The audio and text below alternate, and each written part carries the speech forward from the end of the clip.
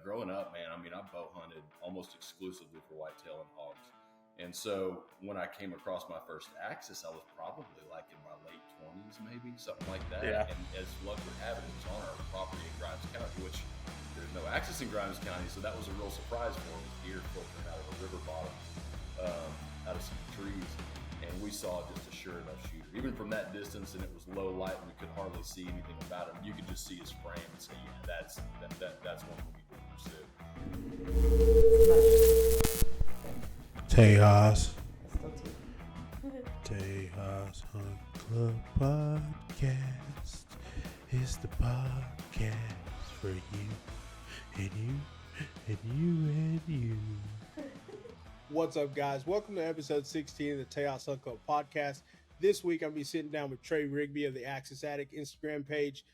Trey's a pretty good guy. We've known each other for quite a while now, just from Instagram, and then also from his promotional items that he creates for different brands and outfitters and stuff in the outdoor industry. So this podcast is going to be pretty cool. We're going to get into some axis stories from his hunting adventures. And then also what you're going to hear about is him finding an axis, his first axis, in a very unlikely place. I think you're really going to enjoy this episode if you have a love for axis like most people in Texas do. And if you like seeing axis content as much as I do, make sure you give Trey's page a follow. We'll have it listed in the description below, and we'll have it pop up on the screen as well. So as always, we appreciate you listening to the podcast. If you haven't already, please subscribe to the YouTube channel. Follow us on Instagram. I mean, we post a lot of videos and stuff on there. So we have a lot of content coming out. Thanks again for listening to the podcast. Let's get into this week's episode. What's up, guys? Welcome to another episode of the Tejas Hunt Club Podcast. I'm Brandon McDowell, your host this week, and I'm sitting down with Trey Rigby, the Axis Addict. If you're on Instagram and have seen his page, I mean, if you want to see big axis or even big exotics, the scimitar, oryx he posts every now and then, you need to be following his page because he posts them all the time. He's covering pretty much everything axis that is going on. So Trey, thanks for coming on the show this week. You know, we've been interacting on Instagram for a while now. I mean, I've been following your page pretty much since you started it. So why don't you introduce yourself and tell us about Trey Rigby? Sure, you bet, man. Well, first of all, thanks for having me. It's funny, after all these years, our paths keep crossing in different avenues. So thanks for having me on. And so I'm Trey Rigby. I sell promotional items for a living. I've done that for 20 years. So that is what I do for a living. Despite what people think, I do not do Axis Addict for a living. I don't make much money doing that, but that's definitely not what pays the bills. But it is definitely a passion, which is why I started the page. So I sell promotional items. I'm a husband, father of two. I am a Christ follower. I am a devout Texan. I am just a super passionate hunter and fisherman and outdoorsman. Great, man. You know, that, like you said, we've crossed paths, you know, just for doing your promotional stuff, you know, and then just interacting on Instagram. And like I said, with this podcast, this is kind of my avenue of getting to finally talk to a bunch of people that I've been, you know, messaging back and forth with, and kind of getting to know them and hearing their story in the outdoors and sharing it with other people as well. So, Trey, how'd you get into hunting, man? I guess you said it's a lifelong thing. So I'm guessing you're coming from a family of hunters. Yeah, definitely multi-generational hunters in my family. And I just started toting around with my dad when I was a little kid and just never stopped. I was actually thinking about this last night when we were kind of reviewing some of the potential questions and stuff. And I started thinking, you know, when I was a kid, I really actually liked fishing a lot more than hunting. It wasn't until I was more in my teens and 20s when I really started getting into hunting more. But I did hunt a lot when I was a kid, for sure. It was mostly deer and doves, just kind of pretty much every, you know, Texas hunting boy and girl out there. But yeah, that's kind of what I did. And fishing farm ponds, man, a little saltwater fishing and stuff like that too. So anything outdoors, I was in for sure. Heck yeah. So where'd you, I enjoy fishing myself. I'm not much for freshwater fishing. I love saltwater fishing. So where'd y'all fish at on the coast or anything? We fished anywhere from Galveston down to Freeport, basically. Nice. A little bit down in Corpus in that area, you know, just a couple trips here and there. But yeah, as far as saltwater fishing goes along the coast, that was basically those three areas. Yeah. More than anything. Nice. So mostly Galveston, the older I got. Yeah. I got you. So where'd you grow up? grew up in the Tomball area, so Okay, outside of cool. Tomball, Yeah. in Pinehurst, Texas. Yeah, I live in North Texas now. I lived up here for 22 years, something like that. But yeah, that was home down there, and that's actually where our family's ranch is as well. So it's a family piece of property in Grimes County, just north of the Houston area. So Yeah, we it's just right north of south of Houston us. State, and yep, exactly. It's kind of all in that same area down there. So even though I live in North Texas, home in a weird way still feels like down there. So Yeah, I hear you, man. I hear you. So how did you get into Axis, man? Like what was your first experience? What was the first time you saw one? How'd you learn about them? yeah, those are good questions. So and I may have long-winded answers for you, but I tell everybody I'm a whitetail guy. Like I grew up whitetail hunting. I'm a real passionate bow hunter too. So the older I've gotten, the more I have picked up my rifle, and I've really developed a hardcore passion for rifle hunting now too. But growing up, man, I mean, I bow hunted almost exclusively for whitetail and hogs. And so when I came across my first Axis, I was probably like in my late 20s, maybe something like that. Yeah. And as luck would have it, it was on our property in Grimes County, which there's no Axis in Grimes County. So that was a real surprise for me. So That where is it a came pretty from, I big don't know. surprise. He was just on our property. Yeah, man. So, and anyway, he ended up in the cooler that afternoon, but that was not my intention. I was going out hog hunting, and all of a sudden, I'm on an Axis hunt. So, and after that, I thought, man, like that was pretty cool. I need to learn more about these animals. And it was a few years later. It's probably in my early 30s. I booked a hunt with a customer and friend of mine, Kyle Nunn, in the Brady area at Rain Creek Ranch at the time. He's not there anymore. And I'd spent 2 trips out there 2 years in a row chasing Axis. And I realized after those 2, and I ended up with an Axis doe and a whitetail buck of all things. So Yeah. I realized, man, these deer are totally, I'm a whitetail guy, like I said. And I realized these are totally different animals. Their habits, their habitat, their diet, their breeding cycles, their body size, their organ placement as far as where you place your shots. Everything about them is different. I mean, the time of the rut, it's in the middle of the summer generally, which is total opposite. So I realized how horrible I was at Axis hunting. I thought I got to get better at this. And yeah, so it just, honestly, I went on like a bucket list hunt a few years after that, put my first big Axis on the ground with a friend and customer of mine, Frank Baird. They run B&B Taxidermy in Houston. Okay. Yeah. And that was, I thought, okay, I'm going to go on a bucket list Axis hunt. I'm going to get it done. I'm going to go back to whitetail hunting. And, and I had no clue that every single year I would have this burning desire to go chase Axis deer. So that's kind of been my focus ever since, to be honest. That's pretty cool, man. So like when you saw that Axis the first time on your family property, like, did you know of any, like maybe like a high fence place or something that might have got out that was around, or were there even, I know there's a couple high fence places around here now, but were there any back then? Yeah, definitely. I mean, there were some up the road and some, neighboring properties that had some small tracts of high fence property, but where that animal came from, I have no clue. And I mean, even till this day, we've got more out there now, just in our general area, more high fence ranches, but I mean, we never see exotics on our place ever, but if it happens, we know that they got to come from one of those properties. Yeah, it's pretty rare. Maybe one out of every 8 years or something, we'll see one on a trail cam or something. Yeah, but it's rare, and we're never lucky enough to get a big, huge Axis buck or a big elk or something like that. It's always an Axis doe or maybe like a Psycha doe. Yeah. It's the Psycha does. That's probably the most like common exotic animal that I've seen where they're not supposed to be. Honestly, yeah, like maybe they're small enough to just get through those little holes. Exactly, man. Exactly. Yeah, because like I said, over here there's a couple places. Driving some of the back roads, you'll see like a high fence place, and I know there's one in between here and kind of Roan's Prairie area that way that's got a huge Axis buck that's in it. Like I'm pretty sure like it was walking around in their front yard, so I'm pretty sure they just have him just to look at him. But he's really, really, really big. Interesting. I may have to make a drive out to Roan's Prairie and see what you're talking about. I haven't seen that one. Yeah. It's a pretty small place. Like I said, I don't think they run hunts or anything. And like, that's the only thing they have in there. Like you can see the back of the high fence in their backyard. So that's why I say, I think they just have them in there to look at them, but they got a little wooded area, like kind of off. It's probably maybe 3 acre piece or something like that, but they have him running around in there. But he's pretty big, and he's got him a few does running around in there. I bet he doesn't have any hard time catching them Yeah, in a yeah. place that small. So that's cool though. That's cool. That'd be fun to look at them all day long, even if you couldn't hunt them. So Yeah.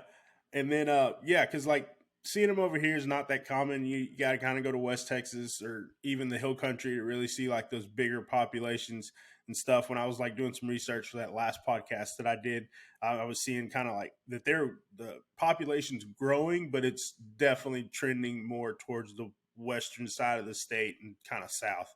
Not so much over here, kind of the well, almost East Texas. I'm gonna draw that line at 45 where East Texas starts. So I'm still a little west of that. But for this area, it's sure. definitely not common to see them over here.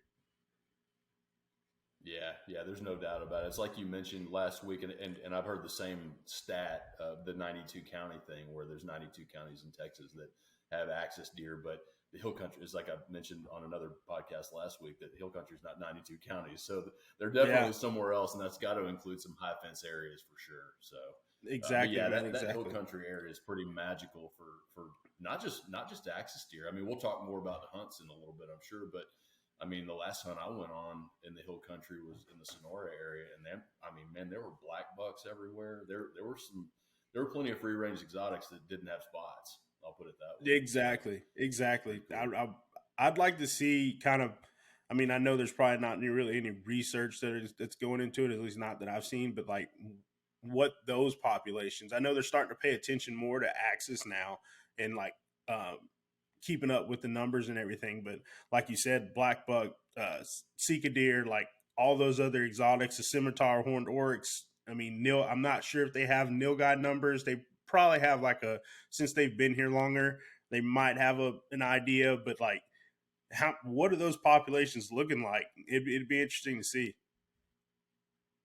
Yeah, for sure. Yeah, I'm not even sure about the axis population. I've heard totally different, stark differences in numbers. Anywhere from 50,000 to 150,000 Texas wide or whatever. Yeah, that's a pretty big range. What study you look at? Yeah, I mean, it's huge. So I mean, I think of some ranches alone that have axis numbers on them, and I think, well, shoot, man, I saw a herd this morning that had 75 deer in it. So yeah, I'm thinking some of those numbers might be a little conservative, but yeah, I don't know, maybe so. But as far as nilgai, there's plenty of free range nilgai along those coastal plains. So there's no telling how many of those are running around. And yeah, it's like you mentioned. I mean, free range fallow deer, free range red sheep, and all kinds of other rams and stuff rolling around the Texas hill country. It's a pretty spectacular area. I can see why people are kind of definitely. So like you said, you hunted other exotics and stuff, and like you said, including the axis. So like, what's your next favorite on that list? Ooh, I don't know, man. I was telling a few people recently. The nilgai, I think you've mentioned the nilgai in one of your podcasts too, but that really intrigues me a lot. Yeah, just because it seems like let me back up. One of the reasons I kind of this is a very small reason, but another reason I got into axis hunting is because they're not only beautiful and huge antlers and delicious, but at the time they were pretty affordable in comparison to most hunts. And nilgai are kind of still on that affordable end, where as a lot of the other like aoudad hunts are through the roof now. That's just becoming like the new cool thing to do is go aoudad hunting. So the more trendy something becomes, and axis are getting there too. I mean, these hunts are not as affordable anymore. It's something you really got to pinch your pennies for. But the nilgai, it just seems, man, I can get a whole lot of meat for about the same price as an axis deer. So that may be on the list one of these days. Oh yeah, it's pretty high on mine. Just hunting nilgai and seeing them, they're such huge animals, and they're in my mind they're a lot like warier than a lot of other animals. So just being around them and seeing how they interact is something I'm very interested in. I haven't had a chance to really hunt nilgai, so it's pretty high on the list. Yeah, I've heard the same thing. I've heard they're a super big challenge, and I'm always up for a good challenge anyway, that's another reason I love axis deer. They are the spookiest animal I've ever tried to chase. And so if nilgai are like them, and from what I've heard, they're actually maybe even spookier than shoot, Yeah. that may be a lot of fun to chase those things around. So I've heard it's a lot of work, but I'm sure the payoff is worth it. Yeah, both animals are pretty tough also, and that's one of the reasons we kind of wanted to get on the podcast also, because I told my story of my axis, and you said you kind of ran into something a little bit similar to that, hunting axis as well. And I, like you said about the size difference, and I brought that up too. It's like you don't, until you get up on one on the ground, you don't really realize that like they are a lot larger animals than whitetail and what you're used to. So kind of tell me that story, because I was real interested in hearing about that. Sure, yeah, and to back up, I agree with you. They are larger, and even statistically, I mean a mature healthy axis buck can weigh 220 to 275 pounds. And I've seen pictures of scales with 305 pound, 307 pound live weight deer. So I mean they're big animals compared to a Texas whitetail that's 150 Yeah. maybe on the heavy end. They're big, but there's something about, I don't know exactly what the answer is, but there's something about their tenacity. Like I've seen it personally, and I've heard just story after story of, a lot of times you got to shoot them twice, even with a great shot and a huge bullet and a perfect placement and the whole deal. Sometimes you got to shoot them 2 or 3 times or something. It's kind of crazy how resilient they really are. So I can't really put my finger on that, but.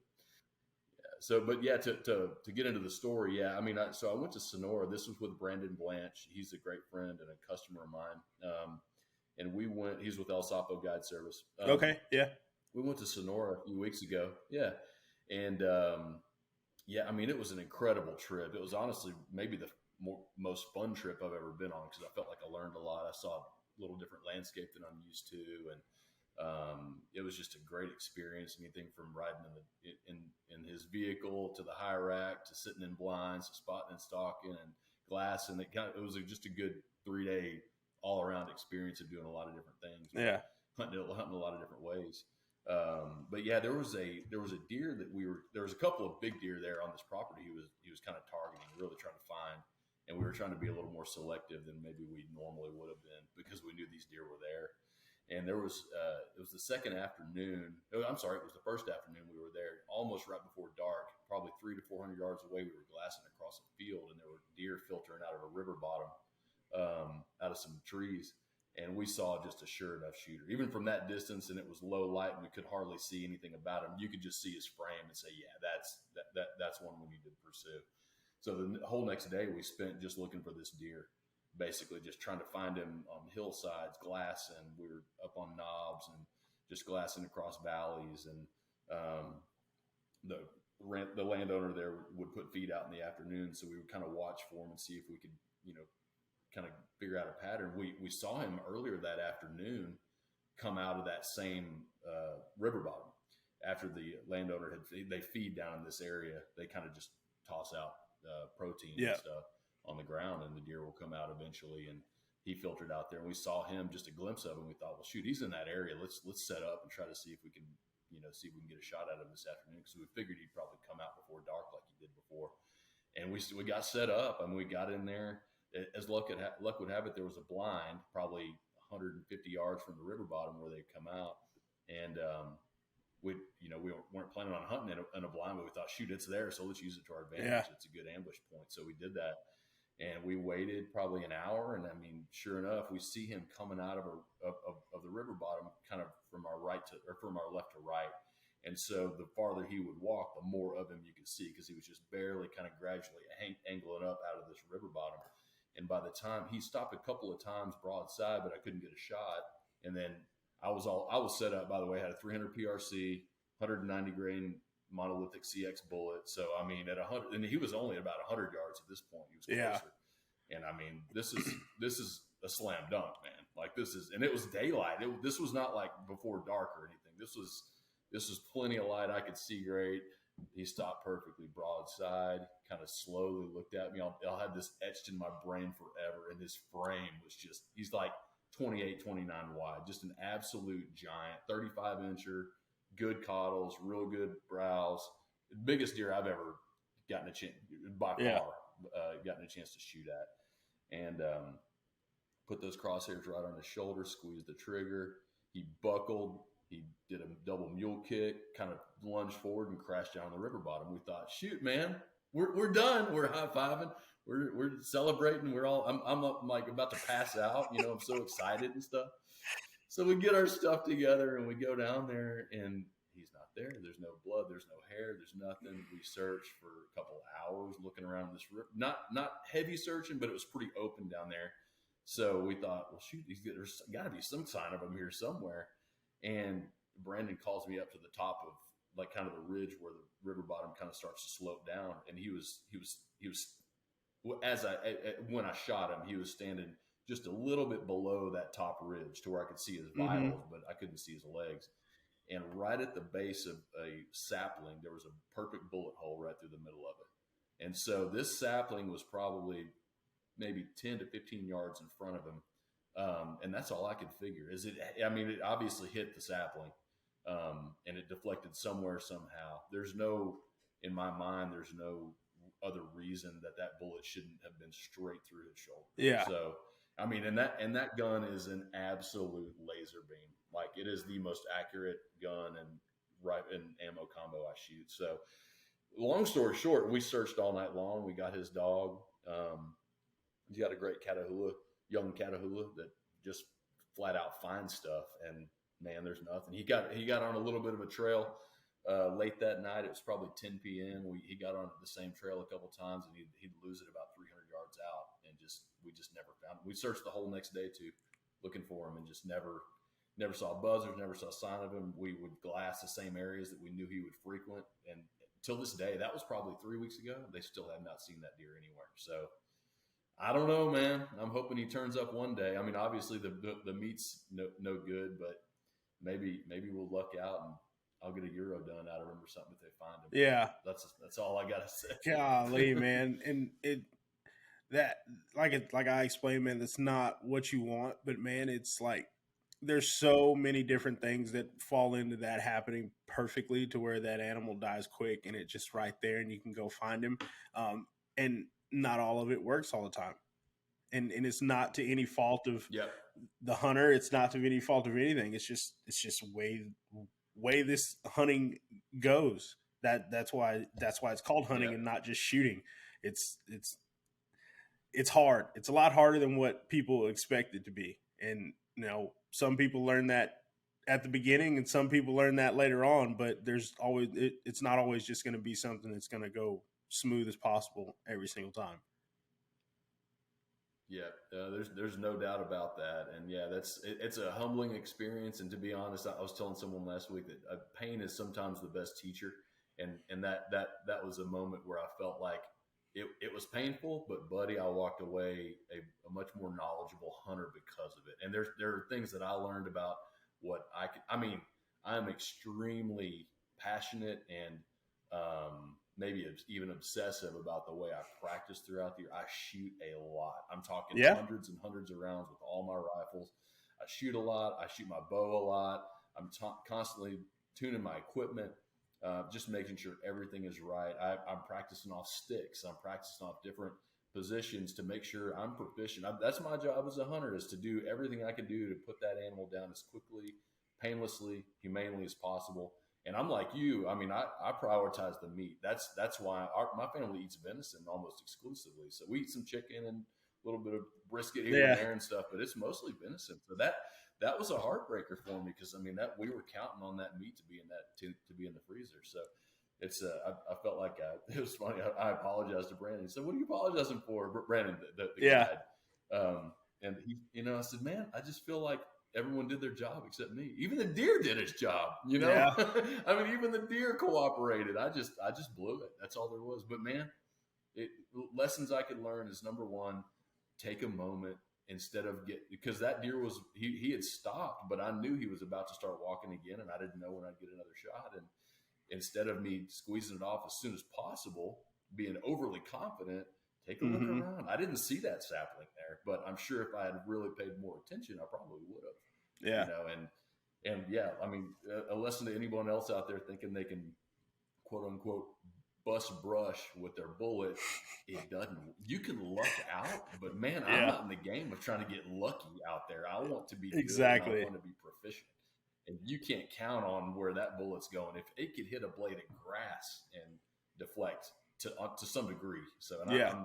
I'm not all about playing that game. So I learned that one the hard way. I've never done it before. So Yeah, man, and it's hard. Like you said, we can shoot as much as we can, as much as we can. We can shoot bows, shoot guns, practice different uh, positions and different things. But it's really hard. Even like doing like the little like workout. If you're shooting your bow, if you like want to sprint 20 or 30 yards, and then like pull up your bow and shoot, and then do that, it doesn't replicate the same feeling is when that animal's in front of you.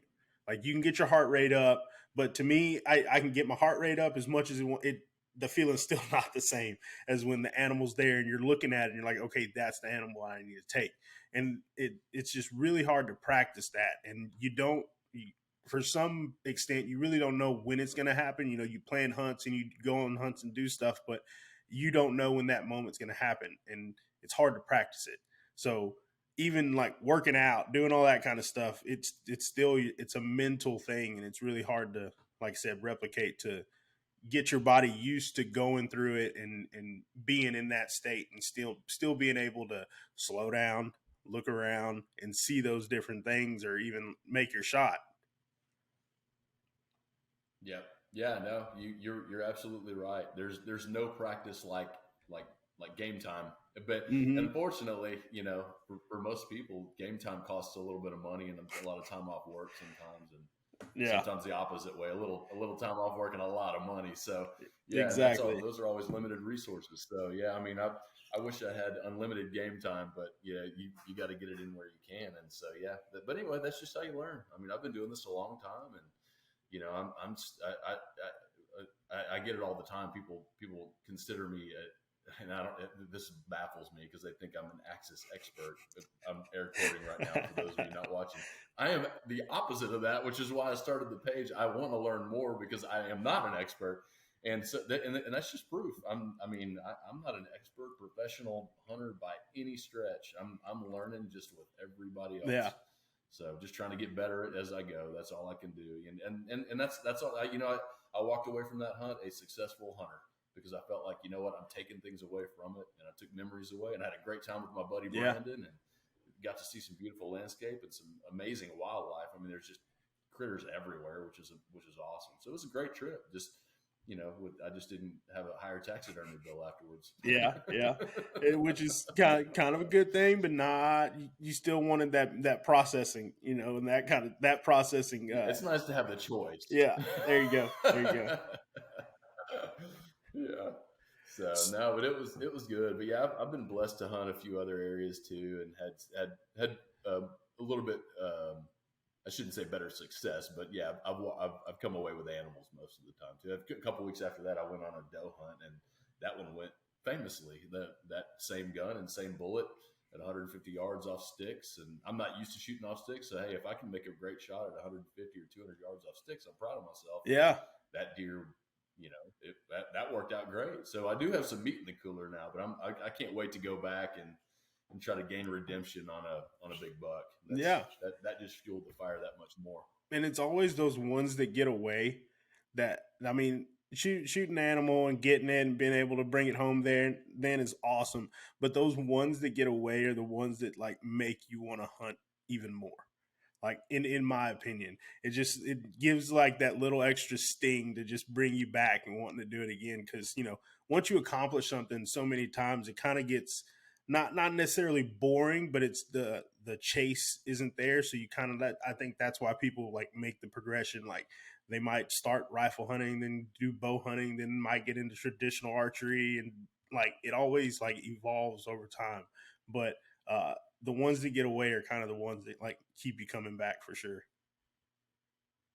Yeah, I completely agree. You took the words out of my mouth. That was in a weird, twisted way. That experience kind of almost rejuvenated my hunger to get out there and get better. Because it's been a long time since. I mean, I shouldn't say it, and it's not because I'm good. I'm just, I'm just just been blessed. I haven't lost an animal in a while, so that was a little taste of humble pie. And I thought, well, Yeah. I probably on some level I kind of needed it, probably. Yeah. Just to kind of bring me back down. Like I mentioned earlier, I was overly confident, and there's one thing to be confident and be proficient, but yeah, when you just know, oh, this is going to go great, then that's when you can start messing up a little bit. So anyway, for sure, man, for sure. It's nice to just remind yourself that you still need to work too. Like same kind of thing with me. Like most animals that I've shot over my life have been, one hit and they're going down, and it's a pretty easy track job. But reminding that reminder just signifies that you need to keep working. You need to keep trying to do new things and trying to get better. Yep, that's true. So I'm curious, and I know you're the question asker, but I got a question for you too. I was curious, cool. So you used a 301 mag on your deer, right? With Charlie? Yeah. What bullet were you shooting? So it was Charlie's rifle. I brought a 270. So disclaimer here, I'm still working on my rifle game. So I have like one 300 blackout that I have with a bolt gun, actually, the Ruger American Ranch rifle. And then Meagan has this 270s. But I'd asked Charlie, he's like, well, bring it down. You can bring the 270, but if you want to, you can shoot my rifle. It's 300 Win Mag. So I was like, okay, well, I'm comfortable with it. It's the Hornady ELDX. So, because I remember him talking about, say that again. The 200 grain factory load. Is that what it was? The precision hunter stuff. Yep. Mm-hmm. Yeah. Because I remember him when I'd asked him what bullet he was shooting, and when he said that, I was okay. That's a good bullet because that's normally what we use when we shot rifles. It's a round that I've seen a lot. I've had good success with it. I mean, that's what I shoot through my 300 blackout. Shot that through Megan's 270. I've had great success with that bullet, so I wasn't worried about that at all. Yeah. Oh yeah, for sure. And again, I'm a bullet nerd, so I like to ask what people are shooting, and I'm always curious to hear what kind of successes they have with it. So yeah, I'm sure it wasn't the bullet or the cartridge at all, because those are both extremely capable. So I was just curious. Yeah, I'm definitely put all of the weight on broke me. My heart for me. Yeah. Well, I can feel your pain, buddy. Yeah. That comes back to that being overly confident kind of thing is what I'm gonna chalk it up to for sure. Yeah. Well, I'm sure it won't be long before you get back and you can have another chance at putting one. And the good thing is, at least you did get your deer, right? Yeah. I mean, you ended up getting it. We found him and everything. Well, Charlie found him. He was still alive, but Charlie wound up putting another shot in him and finally finishing off. But he was pretty sick, so it wasn't great that he was still alive, but I'm glad we found him for sure. You bet. Yeah. At the end of the day, at least you walked away with a reward. That even though it may not look the way that you wanted it to, you got him to bring home. So that's good. Yeah, and I mean, like, just talking about this kind of stuff, and I feel like some people, wouldn't have said anything or made up another story, but I feel like this happens, and it's a lot more common than what people let on. If you really want to be honest, and I feel like more people should talk about it, just so other people can learn from it, so they understand what they're doing when they are going hunting. So it's real easy to get to a place hunting and be like, well, oh yeah, I shot my rifle a couple months ago, it's good. No, you kind of need to check it. And if you really want to make sure that you're doing the best to your ability to get the job done, you need to check it. Even if it was like you shot it, a week before, well, you packed it from your house. I mean, honestly, there's a lot of good cases and scope mounts and all that kind of stuff, but one bullet down at 100 yards just to double check takes 5 minutes. 5 minutes, maybe. And it's worth it. It's definitely worth it. I mean, shooting bows too. Yeah. If you need to carry a target with you if you can. And I know, like, if you're traveling over an airplane or something like that, it could be a little bit harder to do that. But if you're just driving to a place, check your bow. Shoot it at 20. and if most people are only going to shoot at 20, so just check and make sure your stuff's still good, because the last thing you want is something bad happening and knowing that you could have done something better to make it not happen. Yep, exactly. And I mean, really, if you look at the equipment, the vulnerability of your sight pin on a bow, I mean, all it takes is one good knock on that thing, and a lot can go wrong. And if you don't have the tools handy, Allen wrenches or whatever else you need to adjust that, you could be in a bind. For sure. I mean, with either one, I've gotten out of where I even carry like regardless of which weapon I take hunting on it, especially if it's a destination type thing and I'm 5 hours from the house or something. Shoot, I always bring a bag with whatever tools I might need to make some adjustments, because you just never know. I mean, you should see I it. don't want to get out there and have to start guessing. Exactly. You should see it when we go places and like go hunting. Of course, we're packing camera equipment. We got tools to fix the camera equipment. We've got hunting gear, and then we got tools to fix the hunting gear. Luckily, a lot of it kind of goes back and forth. You can use one tool for both, but it's a pack job for sure anywhere we're going, because you got to like you said, make sure. I'd rather have it and not need it than need it and not have it. Amen. So you were saying like the destination. What's the farthest place you've traveled to go on a hunt? Have you went outside of Texas yet? The only time I've hunted outside of Texas is on bird hunting. I bird hunt too. I've got English pointers and stuff, so I've gone up to Oklahoma to hunt quail up there a couple of times. But other than that, I mean, it's kind of funny. Like I love hunting in Texas, and there's so much to do and so much here that I haven't already experienced that I just kind of feel like, man, until I master here. I mean, I'd like to go maybe chase an antelope one day in New Mexico, or maybe go up to Montana and hunt mule deer or something like that. But and maybe I'm sure one day I'll probably do something like that. But for now, I mean, I'm just as happy as can be just chasing whitetails in the hill country or South Texas, chasing axis deer in the hill country, predator hunting, whatever else. There's plenty to do here. So yeah. So you said you bird hunt too. So do you train dogs as well? I've trained my own dogs. Gotcha. So I've had people ask me, "Hey, do you do train?" No, I do not. That would be a whole different career path, because that's another full-time deal. But exactly, it was almost full-time just training the two I've got. Nice. And they're still loose at best. Yeah. So, but yeah, they're awesome dogs, and they do what I need them to do, and they're getting older now, so it's easier to keep up with them. But yeah, they're definitely not. I'm not going to be running field trials anytime soon or anything like that. That's cool, man. I know, like, you kind of find guys that hunt whitetails or hunt axis or exotics, but it's cool seeing meet another guy that kind of hunts everything. Like you bird hunt and whitetails. You turkey hunt too? It's funny. I really don't. I've gone on one turkey hunt in my life, and it was awesome. And we had a great time. I didn't come home with a bird. Yeah. But ever since, it was just one of those deals that I never got bit by the turkey bug for some reason. Like, I've gotten bitten by other bugs, fly fishing. Oh my gosh, I could talk fly fishing forever, and like I love, but I don't know why the turkey bug never bit me.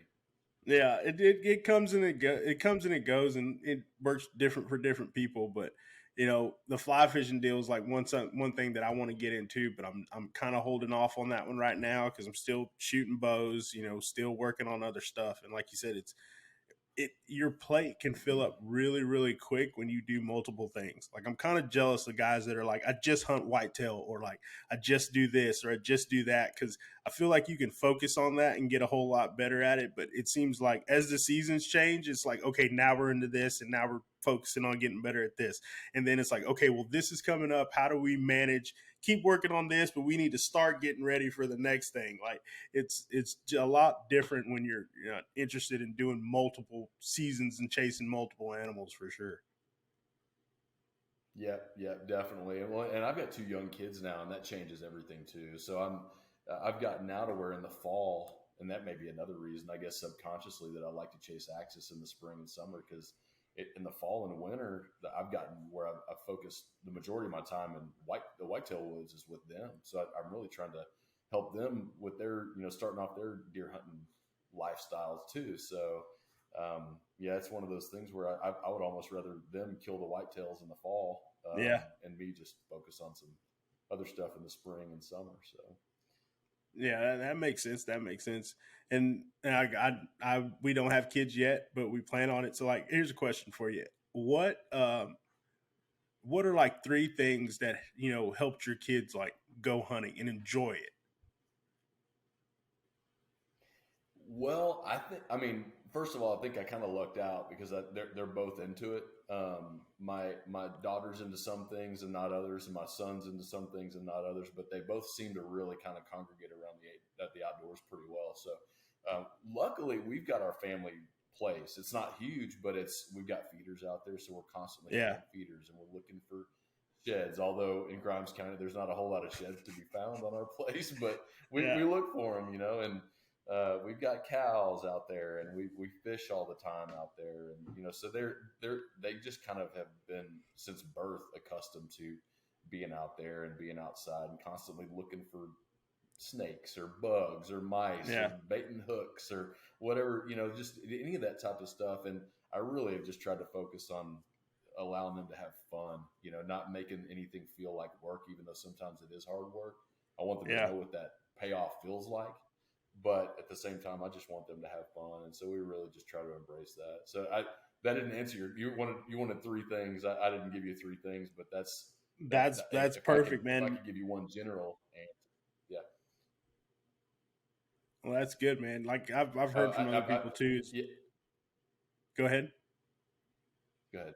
I was just going to say if that general one thing answer kind of helps you, that's what I would say. Just to go camping, just get outside and eat food outside and breathe the air and just watch animals. And we drive around on our property a lot too. We're constantly getting up early in the morning. It's just driving in the truck and the AC. Yeah. Got the binoculars in there. And we're constantly just looking across fields at deer or whatever. So yeah, just any exposure you can get to them, I think, is beneficial. Definitely. I could see how, like, it probably is really hard to pack up all that stuff and like take it with you, because I know, like, I got friends with kids and like it's always 3 or 4 bags to make sure you're taking care of everything, like kind of like you said, making sure you have everything for every situation. So it could be harder to do that, but definitely, I guess, like like you said, just making sure that they're having fun, and that's your goal. You can't really expect to. I was talking to Chad Jones about how his dad had taken him and his brother out on public land whitetail hunting, and he would sit him at the base of the tree. And I'm like, dude, your dad's a good man, because there's no way you think you're gonna kill a big deer with like 2 little kids sitting at the base of a tree trying to be quiet. But it's he was definitely taking a risk doing that one. But like you said, being able to have your family place and ride around and show them the outdoors, not necessarily in a hunting aspect, but just letting them see animals and bugs and insects and play in the dirt. I mean, that's how I grew up. So I feel like that was a good starting point to being able to be comfortable and actually grow a love and a passion for the outdoors. You bet, man. Yeah, I think it's just all about exposure, and some people are built for it, some people aren't. That's okay. Luckily, at least so far, mine seem to have a pretty devout interest in hunting and shooting things. They like to watch me skin deer and all that stuff. So yeah, I think anything you can expose them to at a younger age, they can make up their own minds as they get older of what they want to do. But hey, this is how we live for now, and luckily they like to tag along with me, which I love. And yeah, in terms of really being hardcore, trying to go kill the biggest buck and every year, and really, those days for me temporarily are at least gone, because and I'm okay with that, by the way. It's way more important for them to be in the stand with me, and I can show them things and teach them things and tell stories about my dad and my grandpa, or how they hunted growing up or whatever. And just that time together is sacred to me. Yeah, it's irreplaceable, and they're not young forever. So anytime I can show them things or allow them to learn from me and learn from my mistakes too, then I think that's super valuable. Yeah, I hear you, man, for sure. And I think, just my opinion, I think you're doing a pretty good job of it, putting them first. So how old are your kids? 11 and 8. Oh, nice. So have they Yep. taken an animal yet? So my daughter she's 11, and she took her first deer and her only deer thus far. I think she was 9 when she shot that deer. So Yeah. it was a spike on our place, and we generally don't shoot spikes, but she had hunted really hard for 2 seasons, and we were kind of late into this season, and the herd out there kind of comes and goes, and there's not much to choose from anyway. And man, she hunted her heart out that first season and never pulled the trigger on anything. And she had actually it was late youth season, and she was just about to shoot a doe at about 70 yards, and this was just the perfect little setup we had. This is the season prior to her actually shooting her deer. But there was a doe out there, and this doe was perfectly broadside, about 70 yards. She was rock steady on it. We were set up in a little brush blind behind some trees because we knew these deer were patterning into it through a field every afternoon. And she had her crosshair set on the deer, and she was squeezing on the trigger, and she was confused because she said something about the safety, or like the trigger wasn't squeezing back or something like that. I can't remember exactly what happened, but I double checked it and made sure, and she did that. She squeezed it again, and it wouldn't go off. I don't think she was squeezing the trigger hard enough. Yeah. And I think in that moment, maybe she had just kind of gotten a little bit over analytical about something. She really likes to make sure things are done perfectly. But anyway, the doe took off, and we didn't get her deer, but the next season we made up for it. So there was this bike that came out, and 6.5 Creedmoor, and I think that deer was about 60 yards or something like that, and she hammered him. So she was given the opportunity to feed our family for a little bit, which is really cool. And my son, I was talking to him yesterday, as a matter of fact, and I like to ask him here and there just to make sure he's still on board for trying to shoot a deer this fall. So that's my goal. He's still got a little ways to go on practice and stuff like that. So we've got a few months ahead of us to get him honed up on his skills. But yeah, he's chomping at the bit to get out there and follow in his sister's footsteps and get his first deer. Nice. That'll be awesome, man, for sure. So like kind of going with you're talking about earlier about like your promo stuff and what you do. So kind of tell me about that a little bit. Sure. So yeah, I work with George Andry and Associates, companies based in Waco. I kind of more or less run the North Texas area up here, but I've got customers like, as you know, in College Station, Bryan, Houston, all over the state. Really, I've got a lot of customers in the Hill Country that are doing, a lot of guides and outfitters we work with, and ranches and taxidermists and rifle builders, as you well know, and archery shops and everything. I've got some really nice lodges and resorts that I work with too, that are in state and out of state.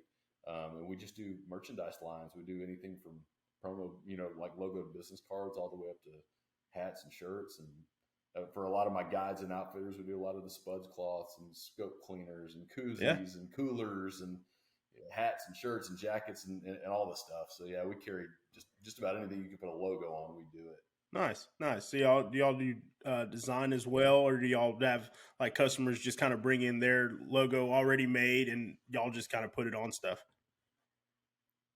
We've got a graphic artist on staff, Nice. and he's great. So we do a lot of custom work, but the majority of it is, logos that are brought to us, vector files, and we'll put them on different mock-ups and renderings and stuff, and come up with some product ideas and everything, kind of come up with an easy solution for people.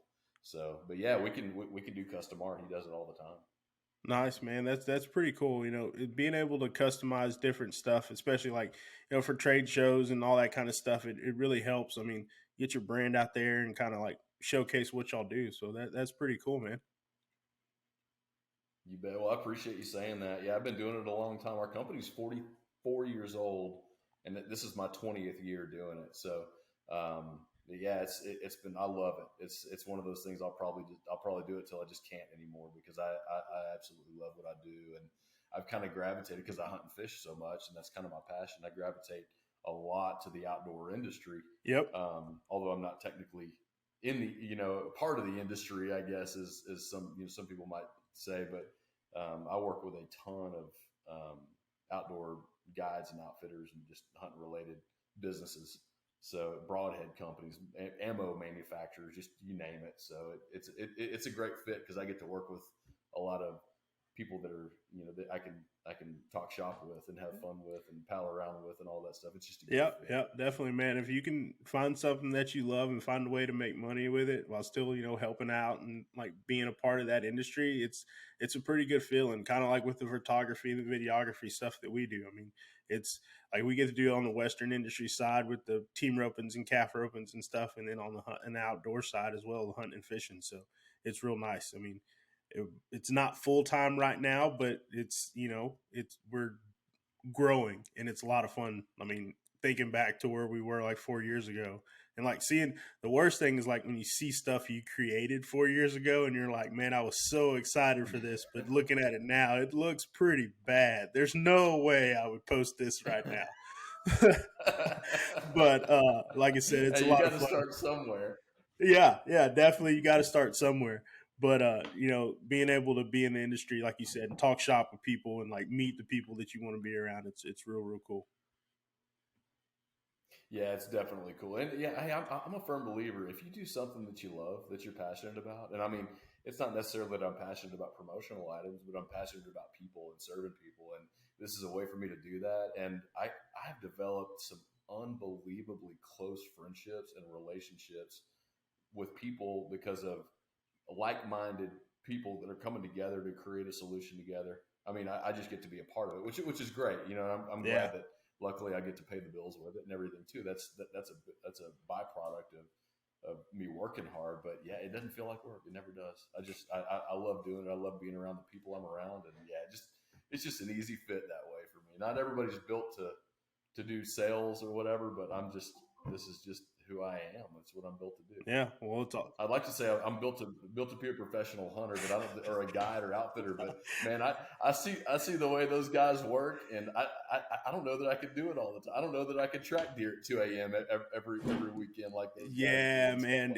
A lot of people say that. Like, man, I wish I was a guide. I wish I was an outfitter. I'm like, yeah, if you really saw what those guys have to do all the time, like you're like, well, I wake up early too at 5:30. I'm like, yeah, but they woke up at 3, right? Like your coffee's ready and your breakfast is there. Like there was some time before that had to go into it and like tracking and just that. I think that's the ultimate like customer service uh, job is being a guide for sure. Because I mean, you go through those emotions and with yourself, and then you have to help that person maintain their emotions throughout that experience as well. So yeah, it's definitely a tough job when it's done right. But like you said, fortunately, you get to be around some good guys and see how it's done. But yeah, it's rough for sure. Yeah, I mean, definitely. They earn their keep. I've always considered like I wonder why certain hunts are priced a certain way with a certain guide on a certain piece of land or property or whatever. And like, yeah, it's about the animals, it's about the accommodations. But man, I tell everybody that I hunt with and customers of mine, the guide that is the stability, that is the standard setter for the whole experience. Mm-hmm.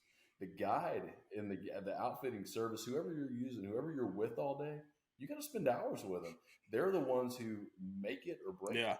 So they and that, yeah, and you know how hard they work. So I mean, not everybody's built for gutting deer every night, and like I said, tracking deer, like you said, making breakfast, dealing with guys that are hungover early the next morning, trying to get them woke up so they can go whatever. So there's a lot of adult babysitting those guys have to do too. So yeah, I feel like they earn every penny they make. Yeah, definitely, man. Some babysitting happens there every now and then. That's funny. Well, that's cool, man. I'm glad we finally did this podcast and got to talk a little bit. Man, it's been great for sure. You bet. Yeah. If you got any other questions or anything, let me know. And like I said, we'll hopefully have some follow-ups for you later on. Maybe you can use some different material if I get to go on this hunt in the next couple months. That's my plan, is to go back in August or early September and try try to have a redemption trip. So we'll see how it goes. Heck yeah, man. Hell, hey, holler at me, man. If it works out right, we can do some filming and stuff too if you want to.